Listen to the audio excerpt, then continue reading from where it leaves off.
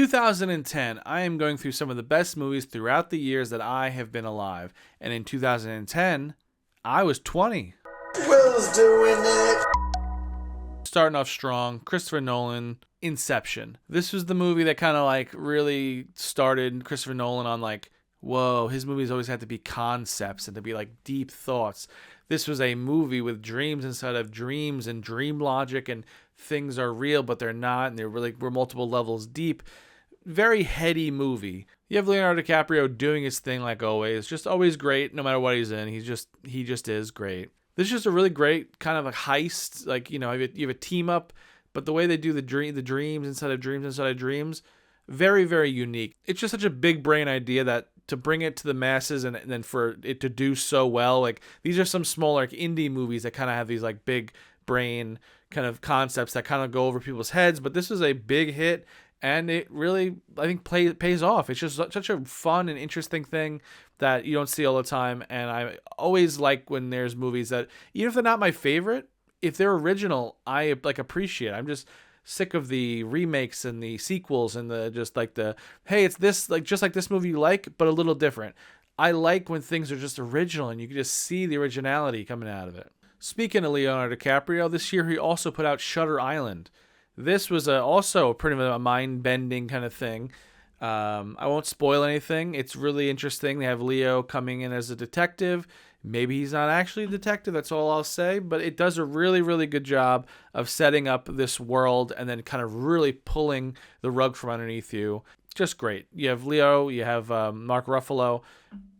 Just a great movie. Next up, we have probably one of my favorite movies of all time. It's definitely like my top 10 list for sure. Scott Pilgrim versus the World. Edgar Wright just has such a great aesthetic. Every movie he makes, I'm just so in 110%. You have Michael Cera. This is based on a graphic novel about that the fight 7 evil exes of this new girl he's dating, and it has a lot of video game homages, has a lot of like fun fight sequences that are just so fast-paced and interesting, and it's also hilarious. There's so many things about this movie that just like are so refreshing and interesting, and things you haven't seen before, and just an awesome way of showing something happening, opposed to just, someone talking, cut to next scene, someone else is talking, action scene. He just does some things that are so fun and interesting. Every time Edgar Wright makes something, I am there for it. Love Scott Pilgrim. Next up, we have The Fighter. Hey, I'll punch you. You have Mark Wahlberg. You have Christian Bale, a very skinny Christian Bale. Christian Bale, he goes from very, very skinny to very, very buff for Batman and things like that. And it can't be healthy, but, it's one of those things that you see it and you're like, that guy's really putting 110% in. He did The Machinist movie that he was like unhealthily skinny for. And I think after that, he bounced back and then did Batman. Incredible that you have that range with your body. I wish I could lose some that easy, but, I'm not a crazy, dedicated, weird actor, I guess. Anyway, Mark Wahlberg is a boxer. His brother is Christian Bale, who's like, having drug problems. And then there's just Amy Adams and all this. It's a family movie that is about the boxing. And it was just a really good character study kind of movie. You have everyone kind of doing their part, and it all kind of centers around the boxing. 2010 is really the year of the mind warp. We also have Black Swan here. Natalie Portman, Mila Kunis. She's a ballerina in these plays she wants to be the best so bad, and it's messing with. She obviously has some mental troubles or issues that she has to deal with, but like seeing things through her eyes, like is she seeing everything that's truthful? Are there things that's not right? Very, very fun movie, and some kind of scary. Some scenes are very, very off-putting and scary, and just Natalie Portman brings it like she always does. Great movie, Black Swan. Last on my list for 2010, we have The Social Network. How Facebook was founded, kind of. I'm sure it's not perfectly written, like based on a true story. They had to probably punch up a few things to make it more interesting. You have Jesse Eisenberg being the weird lizard man, Mark Zuckerberg, who, you see him, even now in present day, it's like, eesh. It's like a guy who was like, he made this thing that Facebook, which I'm not on anymore, but people still are on it, and obviously now he owns Instagram, all these different things that have come from Mark Zuckerberg, and this movie kind of paints the picture of like, yeah, he has a lot of money, and yeah, he kind of built these incredible products that everyone uses, but like he kind of has nobody because he's just kind of an asshole, which I guess that's kind of like real life. 2011. I'm going through some of the best movies for every single year that I have been alive. And in 2011, I turned 21. Yeah, woo woo, drink, drink, party, party. Will's doing it. We have coming out this year, we have X-Men First Class. They did the X-Men movies. They've made a couple of Wolverines in between, I believe, too. This is a fun way to kind of reboot the whole X-Men franchise. Really, really great cast. You have McAvoy playing Xavier. You have Fassbender playing Magneto, showing their friendship and then how they then diverted, all usually with the same goal, but then eventually figuring out, going different ways on how to handle it, being different to the humans, all that kind of stuff. Love the characters in this movie. I'm a huge X-Men fan. I'm reading through some of the comics right now, and it's just, they do a really good job. I don't love some of the ones that come later in this series of movies, but this one I'm judging on alone. It's a really, really great reboot start to a new franchise. Next up, we have a very fun and interesting horror movie, Cabin in the Woods. They do a very interesting job of starting it off and making it seem like it's a totally normal, run-of-the-mill, paint-by-numbers kind of horror movie. And then as it goes on, you see, hold up, something's a little weird. Hold up, something's a little off. I won't spoil the kind of the twist or the interesting part of it. Go check it out yourself. They just do a really good job of kind of flipping the script on horror genre. I'll just say that. Love this movie. Next up, we have Crazy Stupid Love, Steve Carell, Ryan Gosling, a pairing you never thought you wanted, but you got it, and it's great. It's a romantic comedy with Steve Carell, and his marriage is not doing very well. He's kind of, trying to get out there a little bit. Ryan Gosling's kind of like, his pickup artist coach kind of thing. And Ryan Gosling looks incredible in this movie. I am a straight man, but every time I see Ryan Gosling in this movie, I feel something. Something stirs inside of me. I'm like, that is a good-looking guy. They show his abs in it. I've heard things that they were about their CG, a little bit CG help in the movie. I don't know for sure. Emma Stone is great. You have Julianne Moore. It's a really great cast and a really, really great romantic comedy.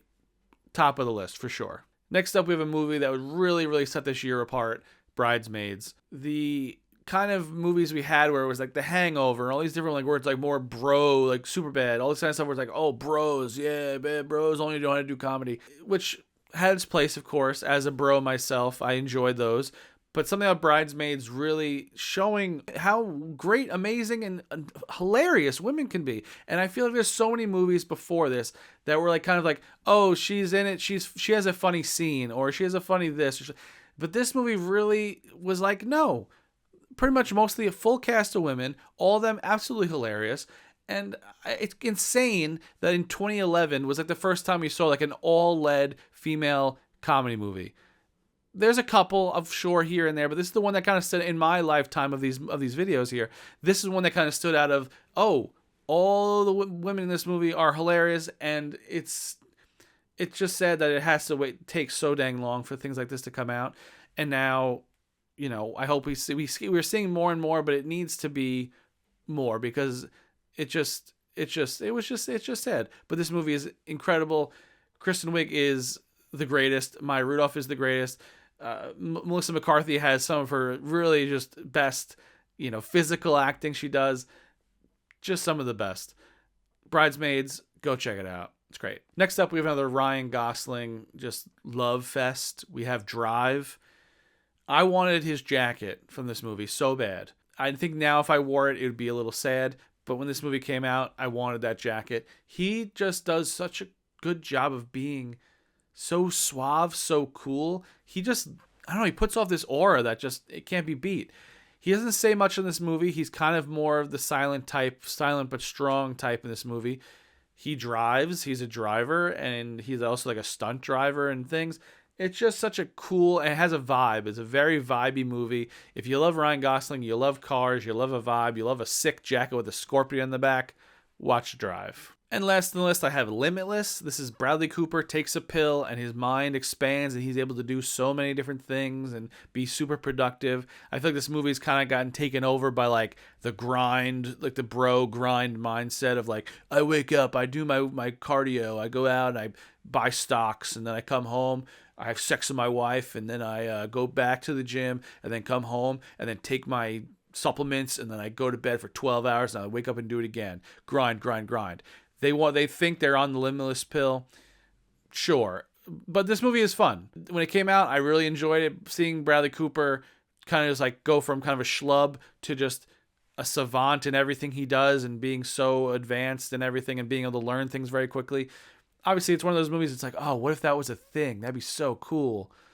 Obviously, that's not how it works. You got to work for things. You can't just take a pill. But very cool concept. Enjoyed it. Bradley Cooper, he's great. 2012. I'm going through some of the best movies for every single year that I have been alive. And in the year 2012, I was 22. Will's doing it. 2012, the year the world was supposed to end. Didn't happen. But we had some great movies. First off on the list, we got a absolute banger. We have The Avengers. The first Avengers movie, it was really special. We had a lot of these little individual movies, but this is the first big team up. Now it seems like a million years ago and like such a simple pared down movie compared to what we have now. But when that came out, that was really something because it just, everyone had their role. Everything was done really well. And it just was one of those classic things. Like, I don't think we'll ever be able to go back to that simplicity of just everything fitting really nicely and it being not too complicated, not overly, you got to know this movie, you got to watch this Disney Plus show, all this different stuff that didn't exist yet. This is all just beautiful, coming together, and it's like a time capsule. Like, we won't have that again, but I'm really glad we did have it. Next up, we have Quentin Tarantino's Django Unchained. Jamie Foxx is great. Christoph Waltz is great. Kerry Washington is great. Leo, you can't forget about Leonardo DiCaprio, is great. He is a really bad dude in this movie, and it must be fun sometimes just to put all you're acting, you just put everything to the side and you just be like a really big son of a bitch. Like, that must be fun to do. Obviously, there's a lot of things about Quentin Tarantino writing all this dialogue and him also in himself in the movie kind of, I'm not sure if he used the N-word in this time. He has in the past, definitely Pulp Fiction, but it's one of those things that's just like, it's just like, it's hard sometimes, but I think the movie is very well done, and Jamie Foxx is a great leading man in this. Christoph Waltz is a really good side character who really father figure almost, who shepherds him through this new life. And it's just, and of course the bad guys get their come up it's at the end. Just really, really great. Next up, we have the, I believe, third James Bond in the Daniel Craig series, Skyfall. I really enjoyed Casino Royale. Then you have Quantum of Solace, which really was just kind of a dud for me. It really didn't do much. And then you come back with Skyfall, and I think this one was very fun. He's a lot more connection with M in this movie, played by Dame Judi Dench. She's great. And they have a really good rapport. Like, she's always just like, damn it, 007, but also like, I love you, and like, you can feel that, I feel like. Of course, it's 007, amazing action scenes. You have Javier Bardem being a bad guy, and has a really great, kind of Joker-esque plan in the whole movie, but it still works really well. He's really, a cuckoo villain that just all Bond villains need, just like a really unhinged, eccentric kind of guy. And at the end, they play like a Home Alone style game in this Bond family mansion or whatever it is. It's just good. After Quantum of Solace, this one really was just solid. Love this one. Next up, we have Wreck-It Ralph. You just have some of these animated movies that just have such a fun, interesting concept, and they just do it well. You have John C. Reilly playing pretty much like the villain, like a Donkey Kong-esque character in this video game, and you have Jack McBrayer with his cheery little folksy voice playing kind of a Mario-esque character. And he's just sick of being the bad guy. He goes to, Villains Anonymous pretty much, and there's all these other video game characters. So if you have, some video game knowledge, you kind of get all the Easter eggs. It's a fun movie. He wants to be more than the villain, and he, becomes a good guy. It's a very cute movie. Just all around, just really fun. An interesting idea that like all the arcade games can get together in this one little hub and go to each other's games, and it's just a really fun time. Staying on the animation side, we have Brave. Another just Really, really well done animated movie with a fun concept. Everyone's Scottish. It's just great. And then she's not she's also not your typical, like, quote unquote Disney princess. She, doesn't want to get, actually, she's actually pretty similar because she doesn't want to get married off, just like Jasmine. She's badass, just like pretty much all the Disney princesses. So, like, actually, she fits in the mold really well, and she has crazy red hair. And the movie is just lovely, and it teaches you about family and all this different stuff, and pave your own way and be your own person. All this beautiful, beautiful moral stories in it. If you haven't checked it out, check out Brave. It's really great. And last on my list for 2012, one of my faves that not everyone likes and people hate on it, but I love it, Prometheus. It's just such a cool, well done story and I get so intrigued. I can rewatch this movie all the time. I always just get so intrigued by the sci-fi futuristic society, what we're doing in the future. Of course, there's always a rich guy who's trying to stay alive forever, which I can totally see that happening within our lifetime. Some of these billionaires that want to just find the way to not die and just stay around and just keep making money. Blech. But I definitely see it happening. You have, we have Michael Fassbender playing such an interesting character. He's like a lifeless, no emotion. He's a synthetic, robot guy, but he has, he's very calculating and very, somewhat, say evil, but he's just doing things for like, usually like the classic machine. He's just calculating so much that it's just like, genocide is just the thing that needs to be done to him for him, and it's just very, very cool. And seeing it through like the lens of an alien movie where there's people getting things put in their bellies and they come out as some sort of hybrid of hybrids, and it's just so great. And I love how they've kind of just a huge Prometheus fan. We'll rewatch it probably again this year. Love this movie. 2013, I am going through some of the best movies for every year that I have been alive. In the year 2013, I was 23. Will's doing it. Let's start off 2013 with Prisoners. This movie was very, very good. I really enjoyed it. You have Hugh Jackman being a really troubled father who lost his children have been kidnapped, and he's just doing whatever he can to get them back. You have Paul Dano playing a very strange character where he's kind of a somewhat mute and maybe a little has a little bit of mental disabilities, and he's put through hell in this movie because they think he did it, and technically I think he did, but he kind of it's not his fault, not his idea, kind of thing. And you have Jake Gyllenhaal playing the cop investigating this thing, and he has a lot of emotion and really is invested in this case. Very scary. I can't even imagine having my children abducted and not having any idea where they are and having to just live with that. That seems like I can't imagine. But this movie is very suspenseful, a really great crime thriller. You at the end you're like, oh my god, they who done it, and it's just really, really well done. If you haven't seen Prisoners, go check it out. Next up, we have Martin Scorsese doing probably one of his best, Wolf of Wall Street. Obviously, Goodfellas is classic, all this thing, but this is a little bit different, has a little more style to this, I think. And you have Leo just playing the real life Jordan Belfort, who was, a guy who this is all kind of based on, which is insane that this all really happened in real life. You have Jonah Hill playing his wingman, his second man guy in command. Really great cast all the way through. Margot Robbie, this is one of her first big movies.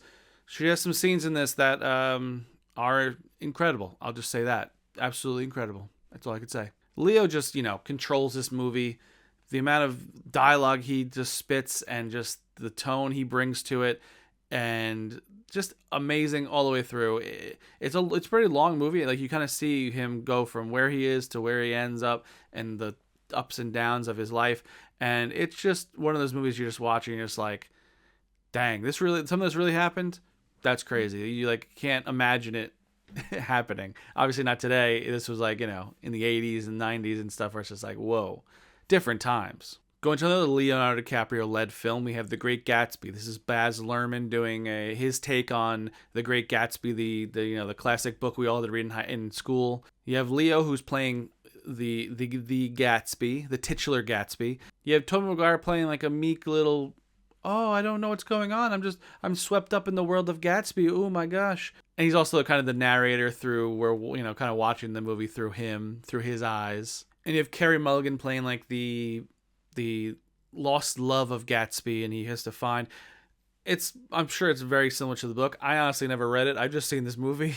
But you have the insanely stylized world that Baz Luhrmann is just it's his thing. We have like, more modern day. I think there's some Jay-Z tracks in this movie. Obviously not around in that era, but they put some, big horns behind it. And it's obviously just a really fun time. Leo he's so dang talented. Every time he's in something, you're just like, man, that guy can act. And he just brings something to it, and like a classiness and all this kind of things that he brings to Gatsby that you can't put a finger on. You can't think of anyone else who could ever play that character. He does such a good job, and Baz Luhrmann's style just really brings it all home. The bigger than life, the crazy parties they have in the movie, all this stuff. It's just Baz Luhrmann just doing his thing, and I appreciate it. Next up, a bit of a slower, smaller film, but still very poignant today. We have Her. Joaquin Phoenix falls in love with an AI that he listens to in his ear. It's like, you see that, and even having like all the stuff with ChatGPT and all this stuff now, where there was a whole controversy about how they pretty much made it sound like Scarlett Johansson, and Scarlett Johansson was like, "What the heck?" and they had to remove it and change it up a little bit because it's still not exactly like it is in Her, where he can like have full on back and forth for a long time conversation. It does a pretty good job, but it's pretty impressive, obviously, but it's not there yet.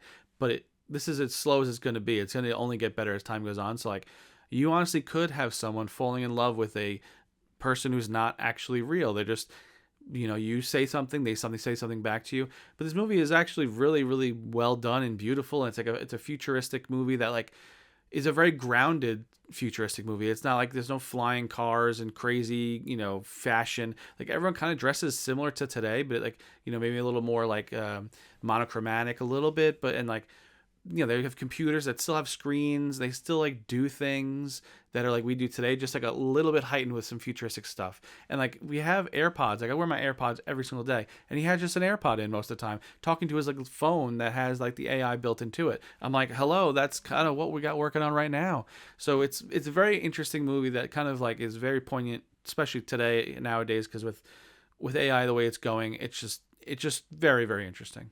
Joaquin Phoenix is great. Scarlett Johansson is the voice of the AI, and you really buy their chemistry. In your head, you're like, how could anyone ever fall in love with an AI? It's like hearing those conversations. They really get to know each other as best you can. It's really well done. Go check it out if you have not seen Her. On the animation side of things, we have Frozen came out this year. Let It Go was the biggest song of forever. My God, you couldn't go 10 feet without hearing it or it being referenced to. It was a juggernaut. This movie was huge. They had a second one, Frozen 2, which had its own, good songs, but never lived up to the heights of the first one.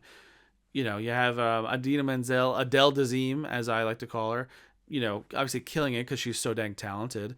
And Kristen Bell is playing the sister, also very talented. And this has some, you have Olaf.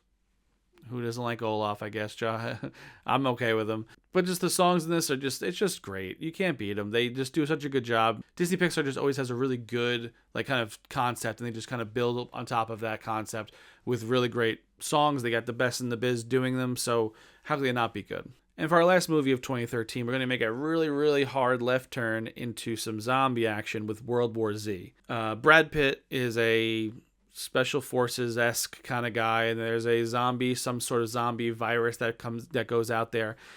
There's some scenes in this movie that stay in my head, like him counting how long it takes from when the person's bit to when they start reanimating as a crazy zombie and then just full out sprinting towards you. So all that stuff was very interesting. How it literally is like a actual virus, like they have a full-on fever and then they kind of burn their brain out and they just become a mindless zombie, and how they just crawling over each other, like there was having the pile of zombies visually is pretty insane, but then also it being like a virus. So then when spoilers I guess, but Brad Pitt infects himself with different viruses or something that are curable, that he was then able to like pretty much walk around zombies and they wouldn't attack him because they could tell he was like infected with disease, because they wouldn't want to eat him. So it's just a really interesting. I think it's based on a book. I don't know. I don't know for sure. I didn't read it. I don't read very much. I watch movies, but I'm sure the world is much more built out because you can do that in the book. But this is kind of showing you probably a little sliver. But really, really fun, interesting concepts. Of course, any time zombies are sprinting, running at you, it's crazy. It's just like that. Like everything wouldn't be like just over in like a day with all that carnage. But World War Z, great entry to like the zombie lexicon. 2014. I am going through some of the best movies for every single year that I have been alive. And in the year 2014, I was 24. Will's doing it. Let's start 2014 off with a really, really good one, Nightcrawler. This was a movie that I just like think about all the time. Jake Gyllenhaal is so good. He slimmed down for this role. He plays it so like a matter of fact. The way this character he plays does it is he like gets really, really into like the facts and what he's deserved. He goes in, he's like, I deserve this, I deserve this. I get the story, you do it. This is my plan. This is I like he comes in with like a very, confidence that he brings. And then to get the story, he may do some things that are questionable. Just incredible acting job. He does so much. It's a very LA kind of movie. There's a lot of like, running around LA. If you're, familiar with it. I'm not really. I'm a New York guy, so I really don't know LA that well, but it seems like it's a very LA movie. And him going around and catching the scoops and getting the stories and all this different stuff, and pretty much ambulance chasing a little bit. And he just does some really questionable things that you're just like, whoa, but he just wants to be like, he has like this false sense of like hubris that he's like, I deserve to be the number one this or whatever he decides he wants to do. And he just has that like, I deserve this because I am great. And he just plays it. Jake Gyllenhaal is just incredible. So good. Next up, we have John Wick. The first John Wick. I'm a fan of John Wick. I'm not a fan of all of them. I think this one is my favorite because of where it started and just keeping it simple. They've gotten now into more like the society of the assassins and all these gold coins and all this like kind of lore they've kind of built up. I liked kind of the simpleness of the first one where he's like, you killed my dog after my wife died and I'm just going to get revenge. And that was it. But then obviously they kind of continue the series. Keanu Reeves is incredible. Obviously, he's Keanu Reeves. The choreography is great. This is all like kind of like, built with stuntmen. I think the director's a stuntman, so like he knows the world and all the gunplay. Just everything he does is just really, really cool. And like this kind of set the bar for like a lot of new action movies that came out afterwards. Like a lot of them now are trying to be John Wick, which is funny. It's like there's always these touchstone kind of movies that kind of set the tone, and people have to kind of top it or kind of just try to emulate that thing because people loved it so much. But the first John Wick's my favorite. People love the crazier ones, like the fourth one that he falls downstairs for 100 years. It's fun, it's silly, it's great, but I still like the purity of the first one. Next over, we're going to check in what the MCU's been doing, and they have this year was Captain America: The Winter Soldier. This was the movie that was kind of like a departure from like the normal MCU kind of style movies, where this one was really like the spy movie. There was, who's a double agent, who's on the good side, who's on the bad side, and then those things switch. Who can you trust? Who can't be trusted? It's really, really well done. And obviously, we get introduced to the Winter Soldier, which Bucky, his friend from back in the day, who's been doing a lot of bad stuff over the years. And he's still, in play now. He's going to be in Thunderbolts. Sebastian Stan, always doing good stuff.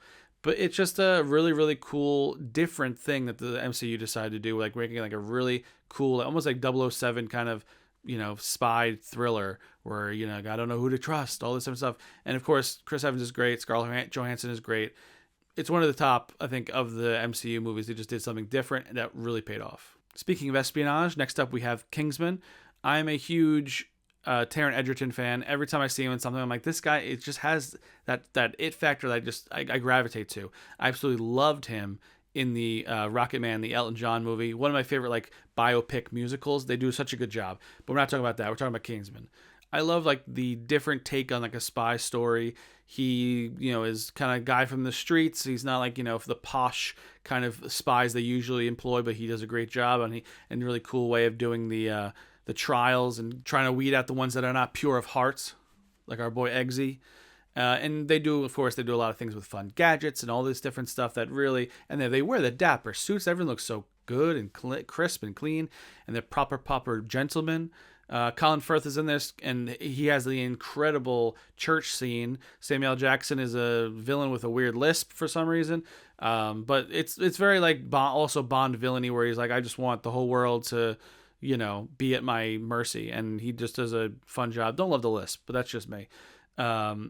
but the church scene that Colin Firth just goes off, and they have an insane like oneer with, well, a whole bunch of hidden cuts and just incredible action all the way through. Definitely a fun movie. Next up, we have one of my favorite comedies, What We Do in the Shadows. I love this movie. They've made it into a TV show, which I've also been a huge fan of, but this is the original movie it was from. You have all this kind of deadpan, it's Taika Waititi, it's Jermaine Clement from Flight of the Conchords. There's all these people that are just very very dry humor, but they're vampires. They all live in a house together, and it's like just the trials and tribulation of trying to get along with your vampire roommates. And it's like mockumentary style. It's just so fun, and just I love this their New Zealand kind of dry humor that I've just been a huge fan of. All like a bunch of Fly the Conchords stuff, all this stuff for so many years. That this movie was really, really fun, and I'm so happy when they made it into a TV show. And the TV show is great too. Back to the MCU. This is the year that Guardians of the Galaxy came out, the first one. This was just something fun that Marvel did, where it was Guardians of the Galaxy was not a well-known like property. It was not like a Iron Man or a Captain America or a Thor or Spider-Man or anybody. This was kind of like a ragtag team that they had in the comics that like you would never think like a living tree, a raccoon, a lady who was green. All these different things would even like kind of work on screen. But they got a great cast. Chris Pratt. You have Bradley Cooper voicing the raccoon. You have Vin Diesel being Groot, and he's just great. And even though he says one thing, you know what he's saying every time. You know the feeling through it. I am Groot. But they managed to get this like ragtag group of people. It was a great origin movie of them coming together, and obviously it got the heart, it had everything, and they're the only built from there. Even the Guardians of the Galaxy 3, which was more recently, really, really great movie. It had the heart, it kept it going. James Gunn knows how to direct a team up, fun, silly space movie. And speaking of space movie, segue of the year, Interstellar came out this year as well. This movie I did not see when it came out. I think I would have really enjoyed it on the big screen because it's one of those Christopher Nolan heady visual masterpieces. I didn't see it in theaters. The first time I watched this was on a plane.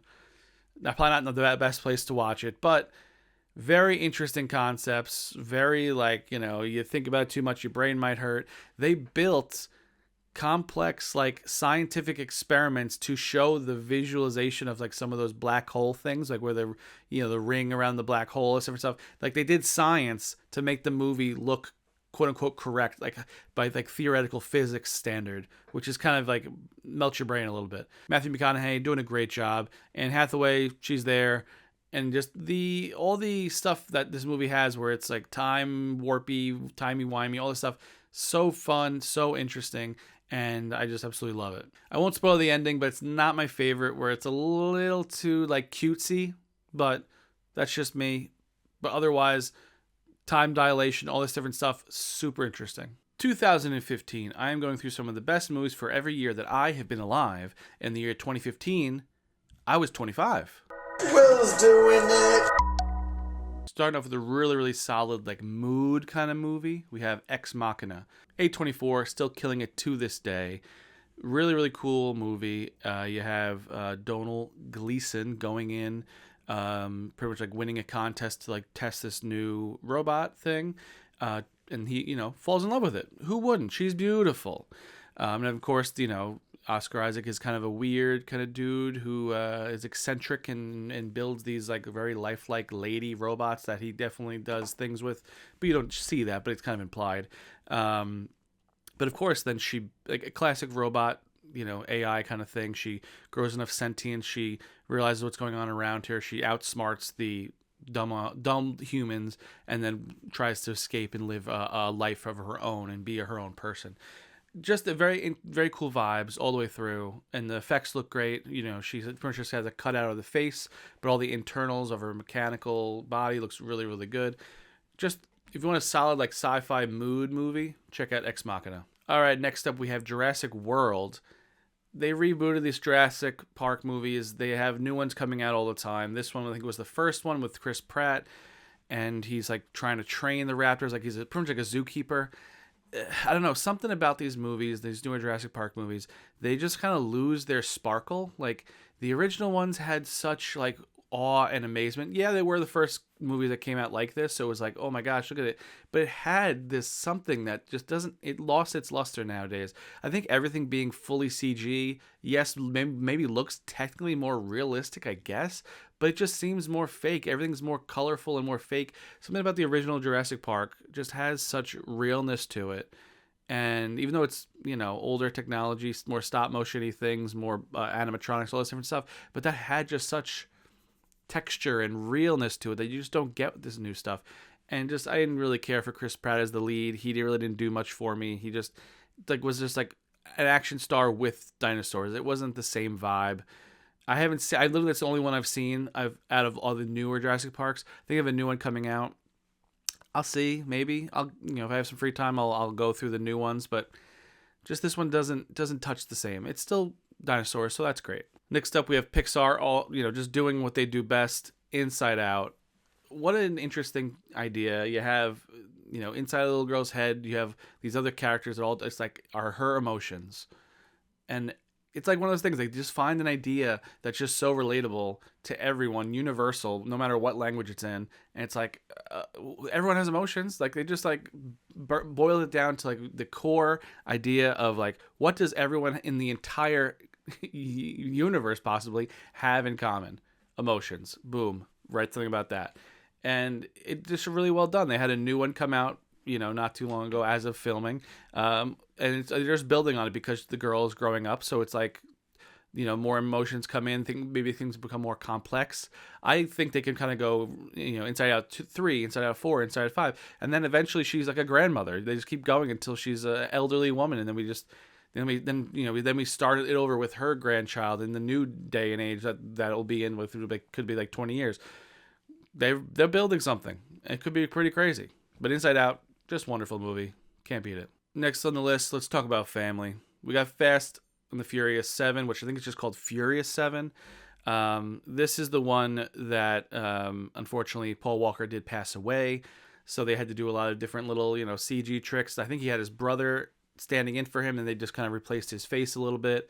And of course, we have the sad montage at the end where they're driving together and their cars part because he's going. Even though in the movie universe he hasn't died, he's just always home watching their kid or something, or babysitting or doing something.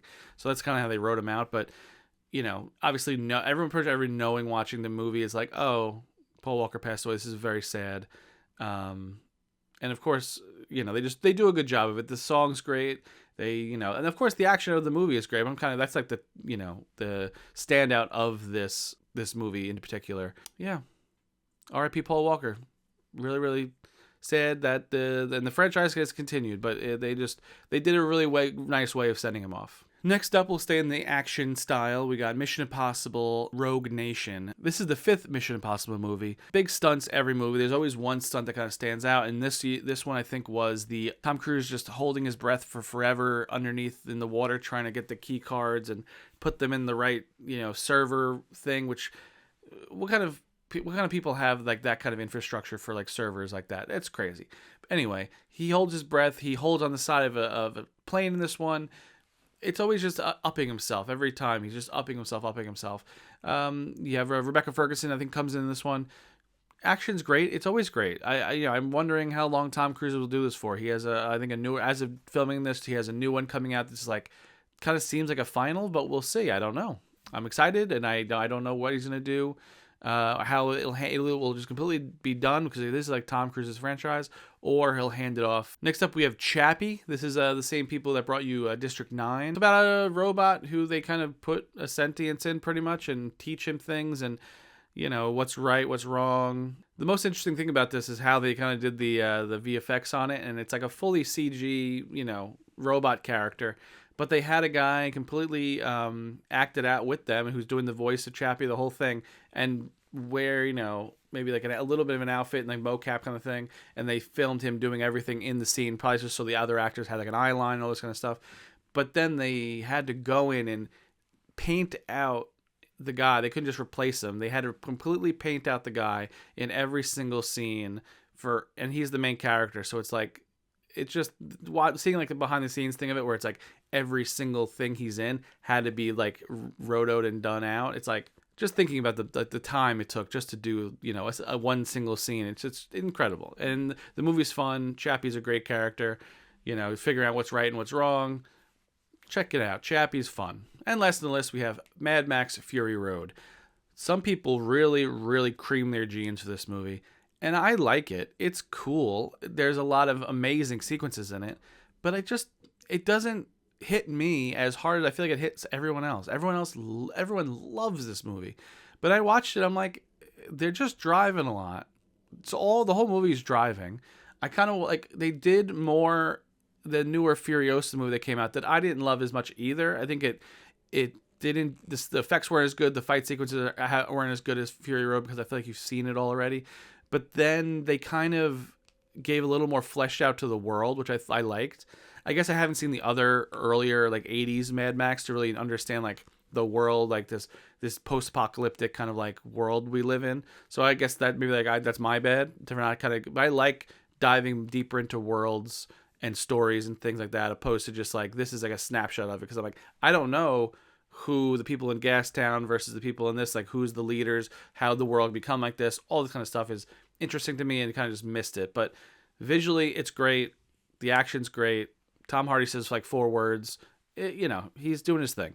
But, you know, no hate, just not my favorite. 2016, I'm going through some of the best movies for every year that I have been alive. And in the year 2016, I was 26. Will's doing it.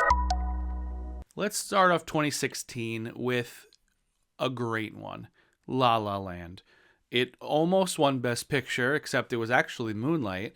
But that's a whole thing of the year that was wild.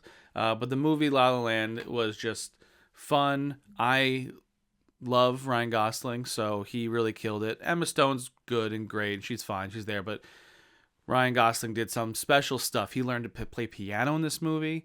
You know, this director, he was a white guy who saved jazz, which everyone was very happy about. The music's fun. The dance numbers are great. The opening is so fun on the highway. You know, you have everyone dancing on top of their cars in LA traffic. It's beautiful. It's obviously a very LA kind of movie, so I don't know. If it was New York, I Broadway style, I get it a little more, but you know, LA is kind of, you know, movie stars and everything, blah, blah, blah. But the piano playing is great. Ryan Gosling, I already said, he's amazing because he is. And yeah, if you want to have a good time and watching a movie, and it's emotional, it goes down, it goes up, it goes down. It's a very it's a roller coaster ride, and I like it a lot. La La Land for Best Picture. Staying on my man Ryan, we go over to The Nice Guys. It's him, Ryan Gosling, and Russell Crowe. Like kind of a buddy cop movie. You know, Russell Crowe is a hard, badass kind of cop. Ryan Gosling's a little more silly but still smart, and it's just a really fun, pretty dang funny movie. Ryan Gosling, I think, he can do it all. He's very talented, and he gives like this very like earnest, but then hilarious performance. He could do it all. I can't stop singing his praises. But you have to see Nice Guys. It's probably on one of your streaming services. Go check it out. It's very, very good time. Heading over to A Galaxy Far, Far Away, long, long time ago. We have Rogue One. This was the kind of in-between movie where you kind of see how they get the Death Star plans before the first movie comes out. The New Hope, episode 4, technically. This was a very interesting movie. It looked great. It was like really like a Star War. Like you actually saw some like, this is like a war movie. It's really cool. You have a lot of great characters. You know, some of them you kind of get more time with, but like it's a great band of characters. And you have Andor, who now has his own spin-off show, technically what happens to him before he gets here. Because if you see the end of this, you know everyone dies at the end, which is because the Death Star blows up the planet they're on. And it's like, it's really cool that like you could just see this, like it's like a short story. It's like, we know that the Death Star plans, so we weren't worried about the Death Star's plans. We know they get off planet. We know how they get them. but just finding, like, seeing that adventure. Like, that's what I want Star Wars to me. I want Star Wars to be these little mini adventures that we kind of just get a glimpse at. We know the bigger world. We know kind of like the, the Empire, all this different stuff going on, but let's see like a day in the life of somebody. And that's why Andor is a really great show, and I'm really excited for season 2 as of filming, so it's hopefully coming out this year. But like, that's what I want Star Wars to be, just a amazing world that's been set up. But we don't need to focus on the Jedi all the time or the Skywalkers. We've done that for 9 movies. We've done that. Let's just do something different. Next up, we have Deadpool. This is Ryan Reynolds' dream baby. He technically played him before in a Wolverine movie, but it was so bad that he had to like redo it to make up for that. It was like a passion project of his. He's done multiple now, and I feel like Ryan Reynolds has kind of become Deadpool. Like, him and Deadpool are the same person, and anytime he's in a different movie, which he just acts as him. Like, he's a character of himself at this point. But Deadpool, the first one, was like, groundbreaking, made a whole bunch of money because he's rude and he's crude and he breaks the fourth wall, and it's just. But now there's so many movies that kind of like, oh, it's like Deadpool, but not. And I like the first one. I've seen all of them, but I don't like. It's not like I'm not pumped every time to see them, but they are something that's like fun because like the most recent one, Deadpool Wolverine, it was just a cameo fest with a whole bunch of pokes and things to do with things in the real world, things with the Marvel universe. Like, I appreciate all that stuff, but it's like not like I'm not gonna rewatch it. Like, that's the thing. Like, a lot of these movies are like, they're fun in the theater because it's like, oh, I get that reference, I get that, but that's not good. I'm like, oh, this was an amazing film. Like, I'm not gonna come back and rewatch it. But the first one was great. He fleshed out a whole bunch of things and really proved himself as like, this is a character that needs to stick around. Next up, we got Pop Star Never Stop, Never Stopping, a really, really hilarious like mockumentary style thing about Andy Samberg and the Lonely Island crew. He's a pop star. He's on tour. He's doing all these things. Andy Samberg is great.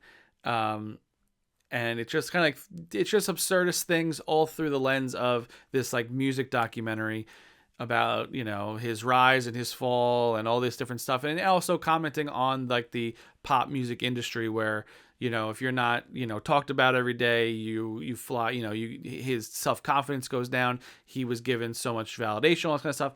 And it's just a really hilarious movie. And the music is great. I listen to the soundtrack all the time. It's like some of the songs are really, really good. Lonely Island knows how to make some good jams. Shifting the mood completely, we have Arrival. This is Denis Villeneuve just flexing on us. And Amy Adams is great in this movie. An alien ship thing, pod, kind of comes down. And then it becomes a timey-wimey thing. I don't want to get too much into it because you got to kind of watch it to understand it. Even I don't understand it, even though I've seen it like maybe once or twice. And it's a very vibey movie. Like, you feel like, ooh, like there's a very like ominous kind of vibe throughout. And then it just kind of, you're like kind of discovering things as the characters are discovering things. And it's just a really, really well done and looks beautiful. Denis just... him with this and with Dune and all these different things, like, he has such an amazing vision and he kills it every single time. And last on the list, we have Marvel's Captain America Civil War. This was the movie where we had like, oh, we've had the Avengers, we've had that, but now let's have a bunch of Avengers against each other. You have Captain America and what he wants, which is to be able to work independently, and then you have Iron Man, who wants to kind of set some rules where the government kind of can help and say what the Avengers should and shouldn't do. So, and then they have, people kind of pick sides. It's a comic book story that they were kind of waiting to do. And I'm glad they waited. They didn't just jump into it like right after Avengers. And like, all right, now we do Civil War. It's like, no, you had to let it breathe. You have to build up more characters. You have to have like stakes built. And, it's great. The fight scene in the airport's fun. Everyone's fighting each other. It's, they're fake fighting. So it's not my favorite because like no one actually wants to hurt each other. Like, there's some people who maybe have some beef with each other, like Black Panther and the Winter Soldier have some beef, so they're actually fighting. But like, Hawkeye and Black Widow are not actually fighting because they're friends, and they're like, I agree with him, but I don't want to hurt you. But this was like kind of a movie where like it kind of made them split off, and then obviously to come back together for Infinity War in a year or two. 2017. I'm going through some of the best movies for every year that I have been alive. And in the year 2017, I was 27. Will's doing it. Start off 2017 strong. We have Get Out. This movie was something. Jordan Peele came in and said, "Hey, do you want to see a absolutely scary movie but had so many like levels underneath it that were and there was hints, there was little things. Very, very well done movie. Just so creepy, but then poignant and really, really interesting. And it just kind of shot Jordan Peele into the stratosphere for everything he's done since then. And I'm always excited. Every time he has a new movie coming out or a new trailer dropping about something he's done, I'm like, ooh, I'm here for it. Because I like how he's just bringing something different to the world, and it's just awesome. Great. Get Out is scary and awesome. All right, next up we have Baby Driver. This is another movie by Edgar Wright, one of my favorite directors out there. This movie just does the action along to the music. And sometimes it's a little obvious. Sometimes you're not really paying attention to it as much. You're like, oh, wait, it is following the music. Obviously, if it's a very music-based movie, so the soundtrack's amazing. The acting's great. John Hamm plays a villain, which is so fun to see. You know, he's done that more recently, too, in Fargo. He plays a good villain. He does a good job overall. But Baby Driver, the action is amazing. The stunt driving in this movie is absolutely incredible. I'll ignore the Kevin Spacey kind of part of the movie because but other than him, the movie is really, really great. Check out Baby Driver. If you like music and you like action, it's perfect. Next up, we have an absolute favorite of mine. This year so far is killing it. We have Blade Runner 2049. I'm an enormous Denis Villeneuve fan. Everything he puts out, I like eat it up. I'm like, oh, every single morsel. This movie looks insanely incredible. It's got Ryan Gosling, who, if you have watched other videos I've done on this series, I love Ryan Gosling, and he absolutely kills in this movie. He has such a deadpan that he's really good at some movies, and then he can still kill it in other movies being very silly. But the look of this movie, the aesthetic, obviously it's the Blade Runner universe, so it's like a dystopian, futuristic. He plays a synthetic human, so it's like really interesting. And obviously the way the movie looks is just so good. Harrison Ford's in it, but I really don't even care that he's there because he's not really the biggest part of the movie. But this movie does really, really well at just the vibe is perfect. Denis does not miss. Absolutely love this movie. Switching up to animation, we have Coco. This is the best movie to watch. If you need a good cry, obviously it's very fun and funny and just a good time with the family. But like if you need to like just kind of get all your feels out, watch Coco all the way to the end. And if you do not cry in Coco, I think you're dead inside because this movie is so wonderful about, Day of the Dead and these Mexican families celebrating their ancestors and all this different stuff. And it's just chef kiss, so well done, and just such a beautiful movie, so beautiful. Love Coco. Let's go to the MCU for a second because they did some good stuff this year. We had Spider-Man Homecoming coming out. Tom Holland, this is his first, technically second go. He was in Civil War, introduced there, but this is where he kind of gets to shine a bit more in a solo movie. I still think that Tom Holland just does such a good job of being a young little Spider-Man because he had the young Spider-Man we had before this was like Tobey Maguire, and he was like 47 when he shot that movie. This is really nice to see like an actual younger person play this character. I think he's my favorite Peter Parker. And maybe favorite Spider-Man, I don't know. I think Tobey Maguire is my favorite Spider-Man because it just was the first one. But he just does the Peter Parker side of things so well. And especially this first movie, the scene with him and Michael Keaton in the car, and he like both of them know each other as Spider-Man and Vulture. The standoff there is tense. It is just thrilling, and obviously just where Spider-Man goes after this. I'm just a huge Spider-Man fan, so obviously this was gonna be on my list no matter what, but Tom Holland just brings it, and I can't wait for more and more because he just always is really, really good at this. We're staying firmly in the MCU with Thor Ragnarok. This is where really Thor got his silly side on, and then he went on and then got too silly, and then that movie really was not very good, the next one. But Ragnarok was the one that everyone went like, this is a fun movie. This one had the jokes, had the action, and you have Thor going to another place besides like Earth, and it's so interesting. You have Mark Ruffalo being Bruce Banner / the Hulk, and the Hulk's great in this. He gets like more of like a chill Hulk, which is kind of funny. He's making jokes. They cut his hair. They cut Thor's hair in this movie, and that was wild. Stan Lee did it actually. So this is just a it was a refreshing take on because Thor movies were always very kind of like straight laced, and he's like, I'm the hero, I must save the day, I must redeem myself, I must love my father, all that kind of stuff. But this one, they really went more onto his sillier side, and I think they had a perfect balance in this one, but then they kind of went too far into silliness, and it wasn't paying off anymore. I guess staying MCU adjacent, technically not in the MCU, we have Logan. This was Hugh Jackman being Wolverine for so many years. We're kind of blast forward to the future. It's kind of an alternate timeline, I guess.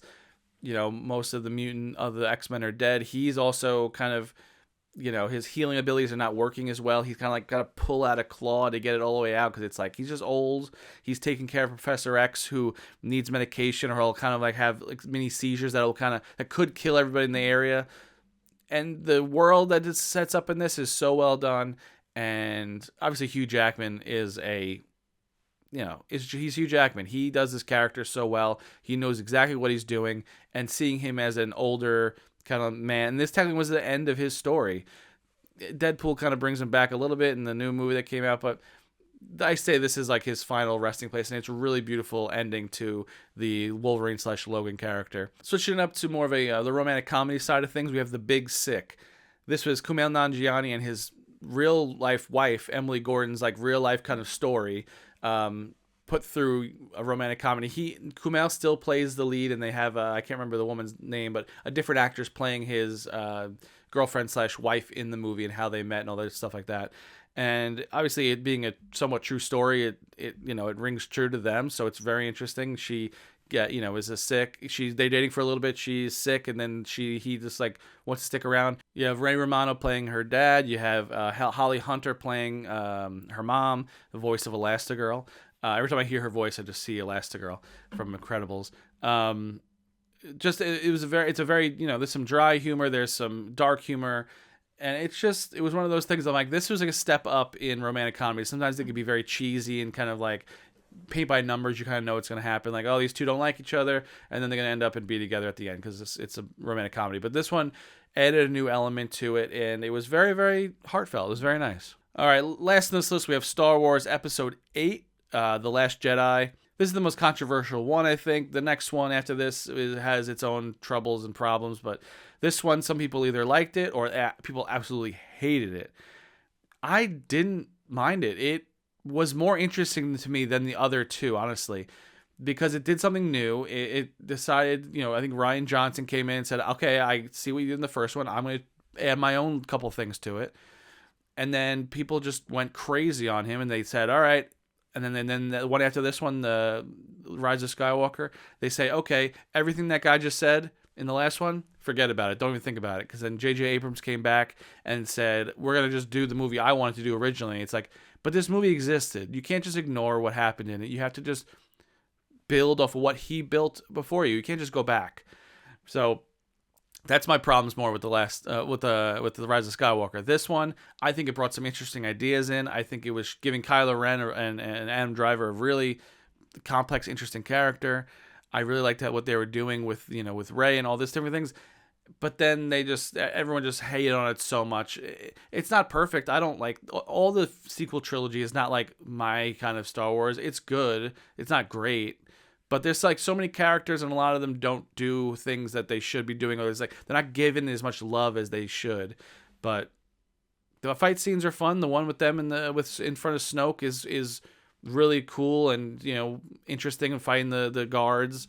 So it has its moments, but there's just people just hated this one. I am not in that camp of hate. I think it was interesting and they did something different, but then they decided to just rip it out and say, screw it. We're going with what we wanted to do originally, which I don't love. I don't know. The biggest thing with me is like, you have it. Okay, we're going to do a trilogy, but we're not going to plot out movie to movie the arc or anything. They're just going to go, here, you take this one, you take this one, and you take this one. Don't communicate and don't talk to each other. Just make them independently. It's like, who planned this? I don't get it. Crazy.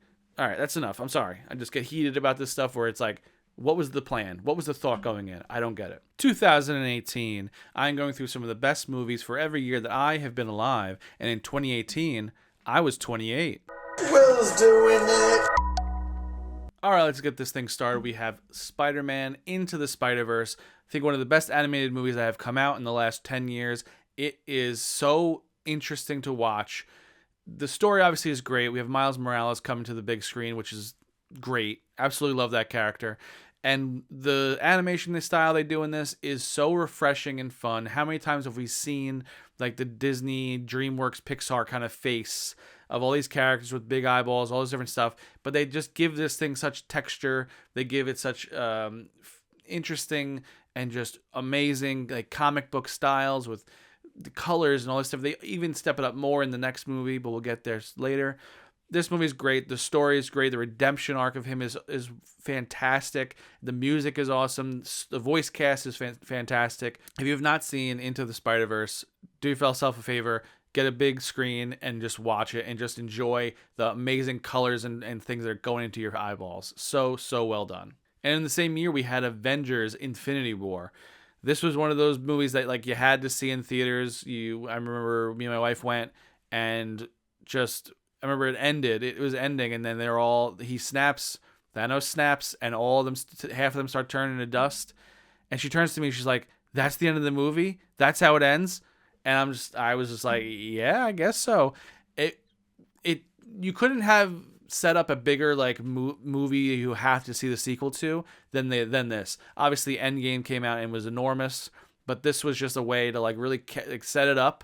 They pretty much like teed it up to themselves to give a giant home run with Endgame. And it's one of those things like, will Marvel ever get to this heights again? I don't know. Infinity War into Endgame was just like peak, and I don't know if they could peak past the peak. It's been hard, and they have not gotten there since. But who knows? You never know. Just we'll wait and see. But this was one of those movies that you saw in theaters, and you're like, I can't wait to see the next one. Next up, we have Mission Impossible Fallout. Now, this was a big step up for me with Mission Impossible. They do such a good job with, like, the stunts are obviously amazing. Tom Cruise does his thing. But this one had extra sauce that the other ones just were lacking for a little bit. This one had Henry Cavill coming in, reloading his arms in that bathroom fight scene. And he just brought, like, a really, really great energy to this movie. And there was the whole mustache gate with this and Justice League. They wanted, for this movie, he has a great mustache. And then they wanted to do reshoots of Justice League because they already finished that. And like, well, he's already shooting this movie. So like, oh, can he shave his mustache? They're like, no, which is why in Justice League you have a weird CGI upper lip. But anyway, Mission Impossible Fallout just goes really, really hard in a bunch of areas. It was definitely like a refreshing taste in the Mission Impossible franchise. Absolutely love this one. This one's really, really good. If you have not seen, go check it out. It is great. Next up, we have A Quiet Place. John Krasinski coming in, starring and also directing this. Of course, and also his wife, Emily Blunt, which works out really nice. They do a really good job of setting up this world as a, post-apocalyptic. There's an alien invasion, but all the aliens will, come and get you and I guess eat you or just kill you. I don't know. They really show what they do. They kind of just get you. They don't say if they eat you or not. But and they are very attracted to any sort of sound. They have like extra sensitive hearing on their sides of their heads. And it's very, scary. You can't do anything. You can't make a noise. You can't, breathe. She steps on a nail at one point, which is insane. How do you not scream out loud? It's a nail in your foot. But all around, just really well done. I don't think I've seen many of the sequels. I saw this first one. I haven't really visited the sequels or prequels.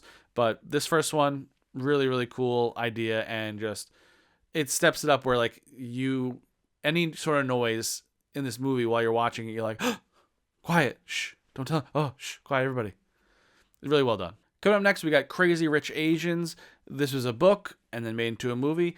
This was one of those like movies that I was like, it was big because of, it's insane that it was this long to have like a big movie with like a pretty much majority of almost 100% fully, Asian American cast, where it's just like, this came out in 2018. It's like, it's not that long ago. It's crazy that this was the first like big movie with that many great actors and actresses in leading roles all in one movie. Like, I think it's like, it is interesting coming from, going through all these years. You can see a shift in like the way Hollywood does things, and I hope it continues to go that way. But it's just a great time seeing this many talented people in one movie. Usually in the past it was just all right, we have, we can't have two Asian leads. We can't have two Asian characters. It's like, why not? It makes no sense to me, but this movie's really, really good. Great, like romantic, somewhat comedy, but it's more of like a romantic dramedy. There's some, Aquafina's in it doing some jokes, but then there's some heartfelt stuff going on. And Michelle Yeoh is just always amazing. She plays the guy's mom, and she's just killer in everything she is in. But this movie was really, really fun to watch, and I was excited by the success of it. That's what I really was pumped for. Switching up to more of a smaller movie, we have Eighth Grade. This is a Bo Burnham directed movie about a young girl in eighth grade, and it was kind of a slice of life kind of thing. It wasn't like anything fantastical happens. It's literally just this is what a girl in eighth grade in like the I guess earlier to late 2000s or so. And I obviously wasn't a young girl in that time, but I was a guy in that time, so I did, see how it was and what it was like. But seeing it kind of through this girl's eyes, where she's online a lot, she has friends, but like they're not as tight and close. But she makes videos online, which is very interesting to see, and how it's like a thing you can be very open and things online when you're a little more anonymous or there's not direct face-to-face contact, but then she's a little more shy. This scene that she has to go to a pool party and wear like a bathing suit.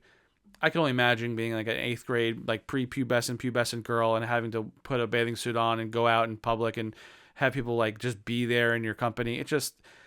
Even though I wasn't a girl, I could still really feel for it. And the movie's really, really well done. The young actress playing this part was incredible. She was, I think she was around that age, so it really felt very realistic and very grounded and really a slice of life. Wonderful movie. And last on the list, we have Black Panther, another enormous hit for the MCU. Chadwick Boseman, terrific as Black Panther. It is so sad that he passed and wasn't able to do many more of these. He and any movies in general. Obviously, he was such a talented actor, and it was really, really tough to that he was keeping things kind of secret and under wraps. Obviously, we don't need to know his personal life. That's his business. But remember it being kind of a shock where it's like, what, Black Panther? No way. Oh my gosh. It was very surprising. It was very sad. But this movie's fantastic. Michael B. Jordan is great as the villain. He's a real jerk in this movie. But you also, he plays the villain really well, where he's doing bad things, but his reasonings aren't that wild. Like his dad was killed by, by Chadwick's dad, or earlier, like in a prequel thing or a flashback. And he just, obviously he's doing bad things, but he's doing them. He thinks he's doing for the right reasons. Like that's what makes a villain really great, is when they're in their mind, they're doing the right thing. So it's not just evil for evil's sake. They think they're doing the correct thing. But this movie's great. It kind of started like, Wakanda became like on the map because like I didn't really read Black Panther comics, so I really didn't know this whole world that they had. So I'm glad this movie kind of came out and kind of brought it to the front of the lexicon. Really, really great. 2019, I'm going through some of the best movies for every year that I have been alive. And in 2019, I turned 29. Will's doing it. If you think I missed anything, please leave it down below. Let's start off strong, and I mean Best Picture strong. We're talking about Parasite. Bong Joon-ho is just incredible, and this movie was insane and great. Obviously, it was a big deal that, a Korean film, with subtitles, the whole thing, won Best Picture. That's great.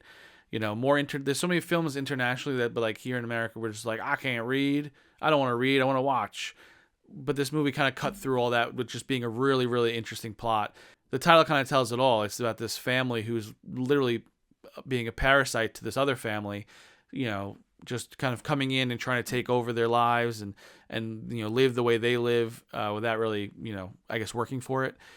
This movie is just incredible and, has such a vibe to it. It's just really, really well done. Next up, we have Quentin Tarantino's Once Upon a Time in Hollywood. Some people, this is not their favorite. I absolutely love this movie. Brad Pitt and Leonardo DiCaprio are like so charismatic and amazing in this movie. There's a whole scene of Leonardo DiCaprio in his trailer just speaking to, like, just yelling at himself for drinking too much the night before, not knowing his lines well enough, all this different stuff, and it is gold. I hope Leo just improvised it all. That's incredible. I'm just a huge fan of Quentin Tarantino's dialogue writing. He can have a mundane scene with just two people talking, but it's so engaging all the way through.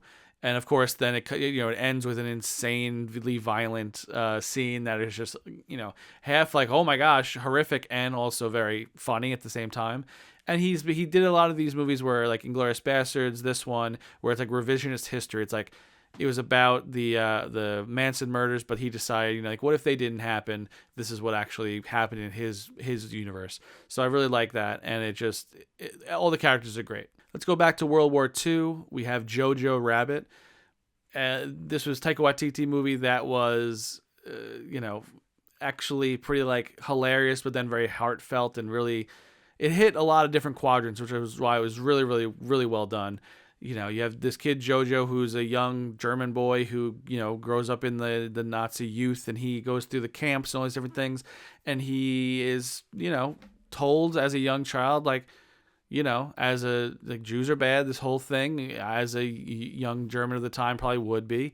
And he has an imaginary friend who is played by Taika Waititi, who is just Hitler, which is so just weird and silly, but then he makes him look like a goof, which is great.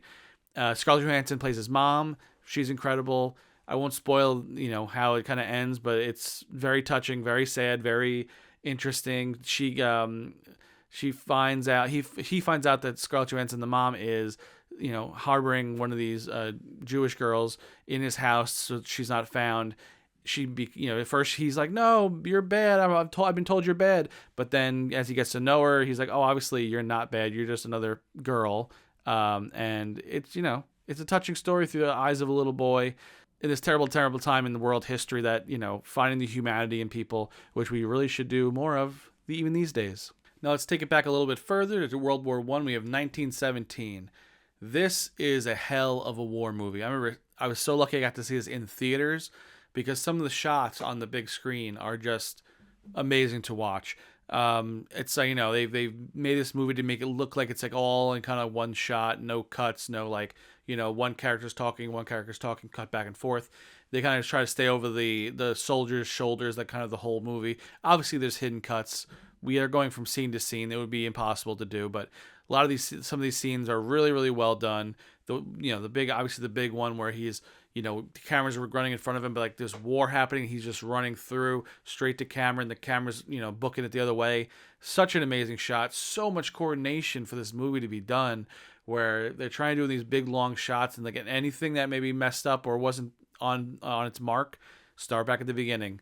That stuff is so difficult, but it turned out amazing. All the actors did amazing. The realness of this was like, up there with like Saving Private Ryan, with like the realness of like the horrors of war. So, 1917, really, really incredible war movie. Top of the list for sure. Switching it up to more the musical side, we have Rocket Man. We have Taron Egerton playing Elton John. It's one of my favorites. This movie was so well done, and weaving Elton John's story, but then still having a really good time with the music. I would love to see this on a Broadway kind of thing. It was so well done, because you had, I think, very similar Bohemian Rhapsody around this time as well. That the song, Queen is great, the song is great, Rami Malek was pretty great, but like it just didn't flow as well. It didn't have as much like cohesion. This was like a full on like musical going all the way through. Absolutely loved him as Elton John. It was really him singing, which I think always adds to it. When it's like, someone kind of just lip syncing to, someone, obviously Freddie Mercury for Bohemian Rhapsody, that's not something that anyone can just do. But I like how Taron Egerton didn't try to like sound exactly like Elton, like he put his own spin on it, but like he did a really, really great job. If you have not seen it, it's a really, really fun watch. Next up, we got Knives Out, a murder mystery whodunit. Daniel Craig plays this very eccentric kind of detective. He's got this drawl. He's this Kentucky kind of fried chicken kind of drawl. He's great. It's an amazing, ensemble cast. You got Jamie Lee Curtis, Chris Evans, Ana de Armas. A huge list. I don't want to name everybody, but really, really well done. I'm not going to spoil anything if you had not seen it. It's it's a whodunit. You're looking for clues. You're thinking what's going on. They made another one that was just on Netflix. I think they're making another one that's just going to be for Netflix. They're trying to, once they find a hit, Netflix just like, I'm going to do it until it's dead. But Daniel Craig always is great in these, and it's always a fun murder mystery. And coming up next, we got Uncut Gems. This is the Safdie film movie, and Adam Sandler just doing something so different than he's usually doing, which I really appreciated. But this movie stressed me out, and obviously that means it was good because it took a reaction out of me. Every time he would make a decision, I'm like, "What are you doing, man? What are you doing?" He just would dig himself deeper and deeper, and it's so cool seeing Adam Sandler just kind of bust out of his box and play a completely different character than he usually does. It's so interesting to see. And this kind of movie is just one of those where you watch it, you have like a panic attack during because he just kind of makes you insane, and then you leave it, you're like, oh my God, why did he do that? But that's the flaw of the character. He has a gambling addiction. He's got problems. He always thinks he just is a little bit farther, one more away from the big win. But even when he gets that big win, he won't be happy. And just really, really great all the way through. Don't go into this movie being already stressed because this movie will give you more stress, but just really, really great movie. And last on the list for 2019, we have Avengers Endgame. This was the height of the MCU. I haven't seen any sign that we're going to be up these heights again, but time will tell. We'll see. But as of filming in beginning of 2025, as I'm filming this, I don't think Endgame will ever be topped because it just built so well, and everyone coming through the portals at the end. I remember this. So seeing this in theaters, the amount of times people like full on cheered. Captain America getting Thor's hammer, all this different stuff was just like there's so many huge moments that it's just like one of the best theater experiences you could have.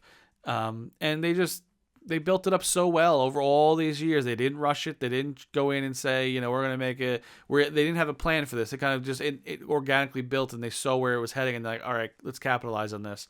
So, they did such an amazing job that it's hard to recapture that lightning in a bottle. But you never know. But yeah, when they came out of the portals and everybody was there, and they had all the team ups you could think of, it's one of the top 10 movie moments out there. It was just so well done. 2019, what a year for cinema. If you like this, I have a playlist going of every year I've done, so 1990 all up to today. If you could please subscribe, I'd really appreciate it. That'd be great. Follow me on Letterboxd. I'm posting stuff on there all the time. I love making these. I hope you enjoy watching them. What was your favorite movie of 2019? Leave down below. Have a good one.